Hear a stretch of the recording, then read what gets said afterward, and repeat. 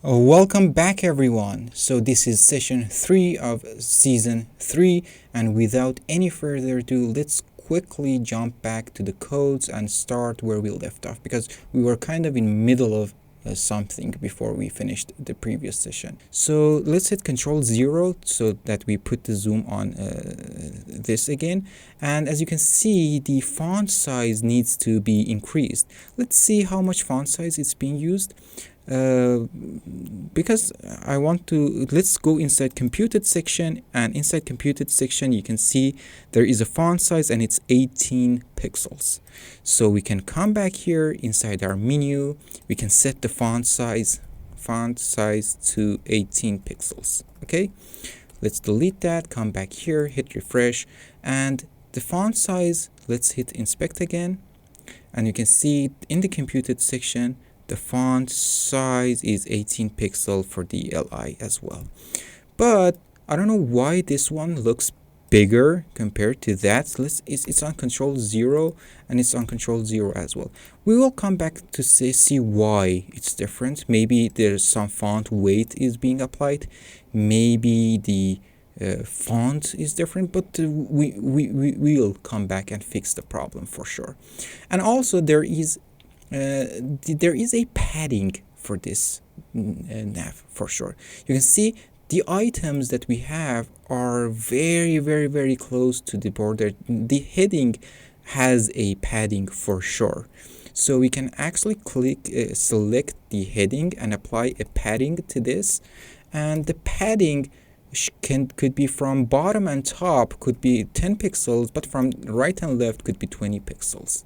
So come back here, hit refresh, we can see this is it, and we can actually even make that more, 20, 40, and come back here, hit refresh, and this is it. And also for the things that we have, test 1, test 2, test 3, the items that we have here, and we can give a class to all of them. So hit Control, and let's highlight this one, Control D, and we are going to class, give it a menu item, class to all of them. So we can go ahead and select every menu item and give them a margin from, let's say, from margin from right. Okay, margin from right, and the margin from right could be 25 pixels, let's say 20 pixels for now, but we may come back and change these values probably. And also the font is different. Well, we imported this Roboto font, yes, but we forgot to use it. We actually, inside our body, we can go ahead and say font family is Roboto. Hit refresh, and now it's actually better, it's good. And we can go ahead and text transform capitalize for the menu items. We can use that as well. So we can go inside our menu item and text transform capitalize, and this is it. Come back here, hit refresh, it's a little better. And also there's something that I forgot. These test 1, test 2, and test 3, they are not an empty text, they are actually a link. So that's why I hit Control D, and left, Control Shift, right, Control X, and create a tag, enter, and right, space, Control V, space. And for the href, for now I just use a pound sign. This pound sign means we are going to have a href. This is a link, but we are going to put a link later on. For now I don't know where the link is, where should user be redirected to. For now I just use a pound sign just so that the href is not empty. So come back here, hit refresh. As you can see, now they are links. So to this a tags, let's Control D, let's put them inside a new tag here, and let's hit end key on the short keyboard, left, backspace, enter, and now we have a link. And I'm going to assign a class to all of these a tags as well. The class should be menu link. The menu link is good for them. So now I can go ahead and actually select the menu links. So dot menu link. So I'm going to apply some changes to this. First of all, the color of this should be inherited. See, before that, when we were not using a tag, the color was white. Why? Because the body was white, okay? And usually most of the CSS properties will be inherited, like color, like font family. For example, when I say font family is Roboto for the body, so this font family will be inherited for everything. This a tag and everything else will have that font family as well. See, we say body font family is Roboto, but also everything that is inside the body will inherit that font family.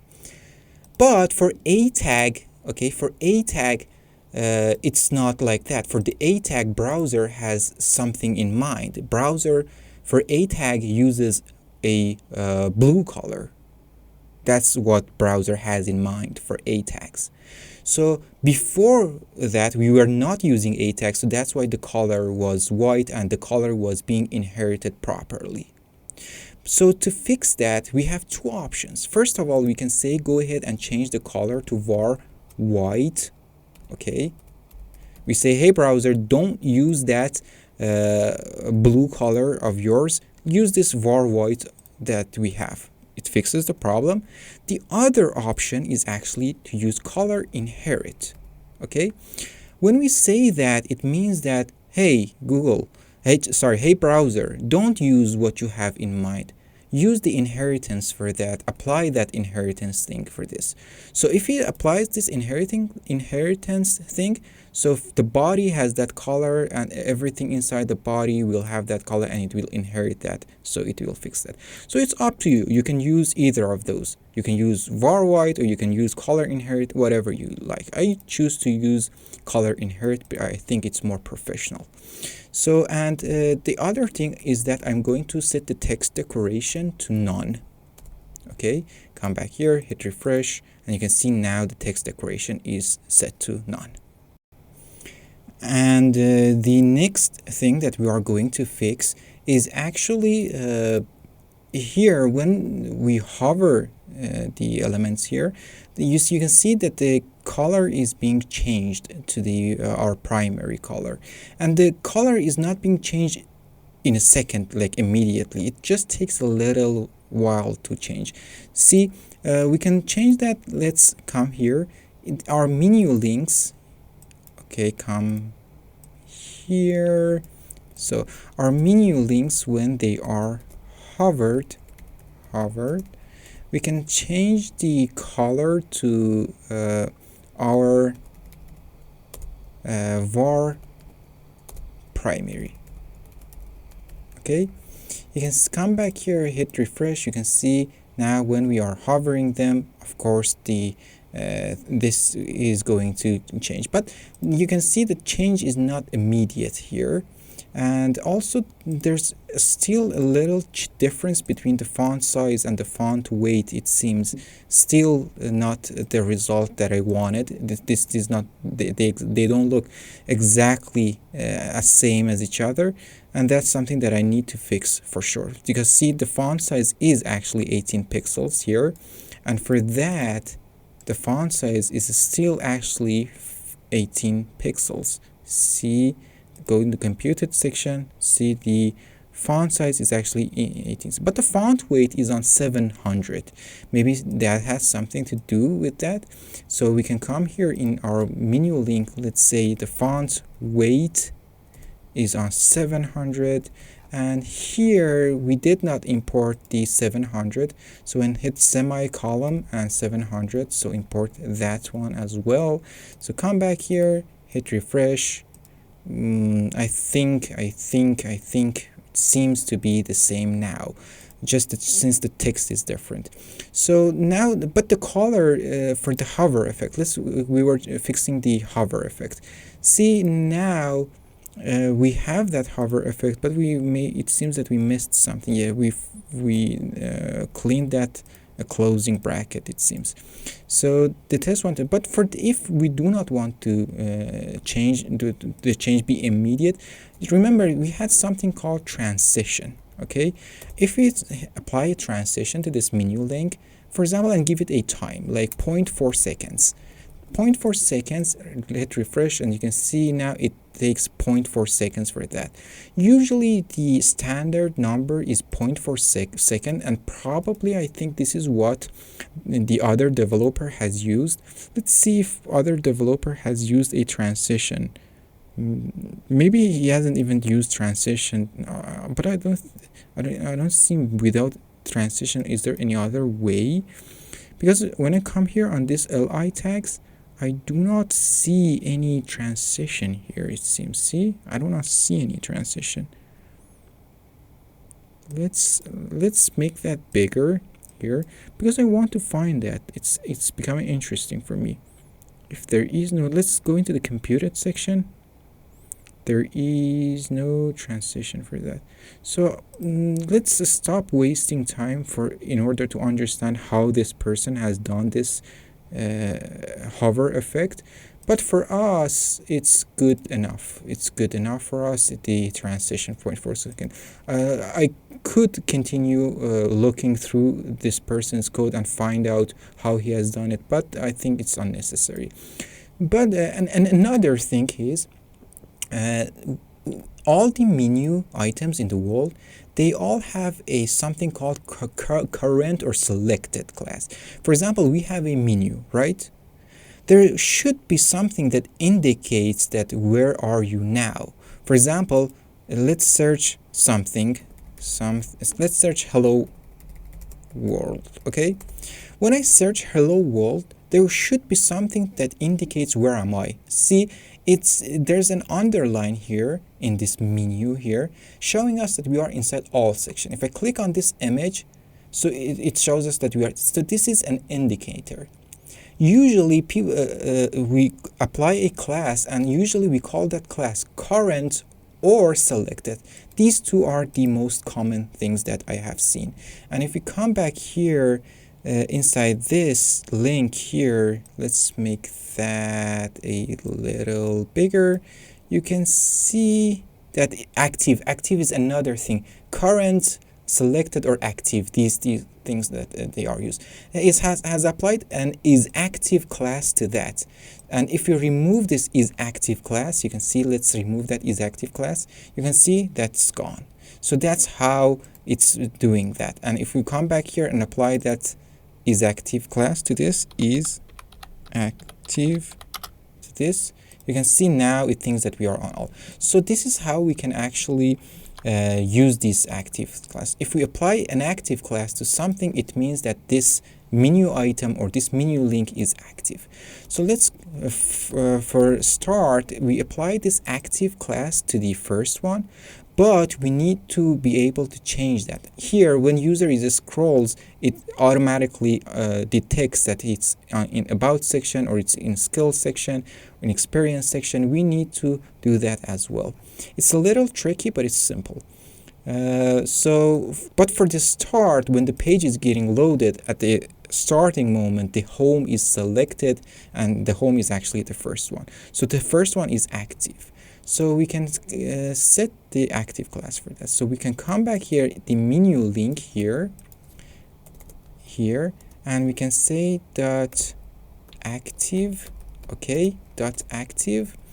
And when it's active, so when a menu link, so I have no space between them. It's very important. When a menu link has a class of active, so it means it has both menu link and active class. These are the CSS properties that I'm going to apply. So when it's active, so we can start by text decoration, but I think text decoration underline is not my answer to this one. because see, if we say text decoration underline, see, yes, it's underlined, but the controlling the space between the word home and this line with text decoration underline is very hard and very tricky and unnecessary. So let's use another thing called border bottom.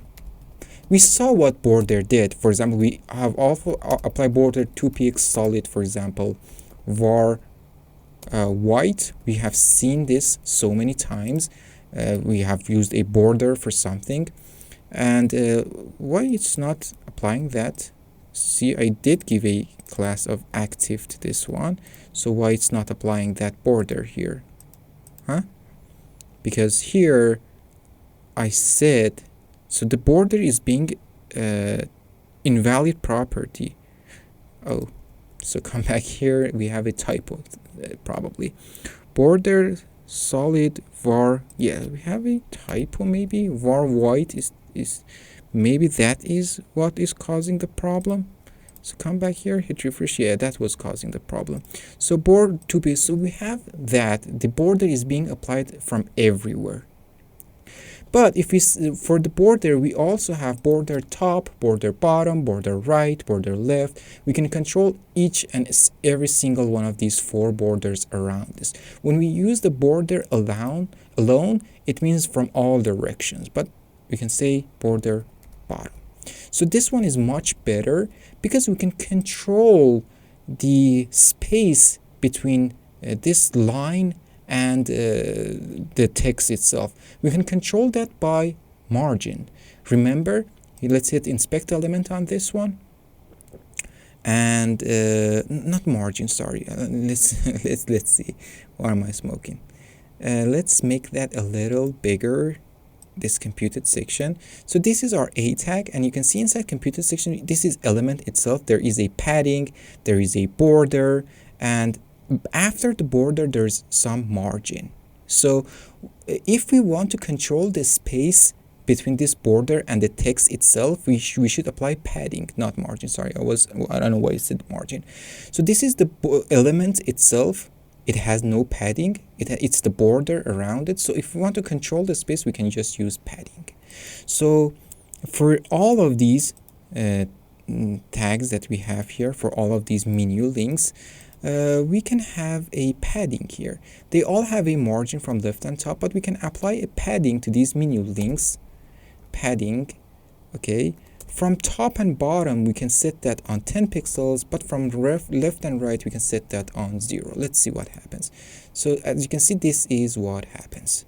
This is what happens. And I think it's good for the moment. And this is what we have designed so far. We have made the form a little better. Sorry, form, not the form. We have worked on form for so long, I just keep saying form. We have made the menu a little better and close to what we have here in this example. And since this video is getting too long, I think this is enough for this session, and we have come a good way so far. We have changed the menu, and the menu looks just like what we have here so far. And maybe there is some improvement in the future, but we need to change the texts as well, the texts inside these test 1, test 2, and test 3. And let's actually change them and finish this session.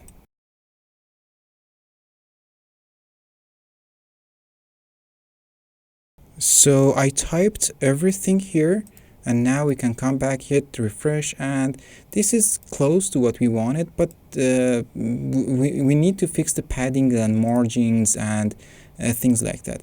We need to finish, we do that in the next session, and we finalize everything there. So this is it. That's enough for this session, and hope to see you in the next one.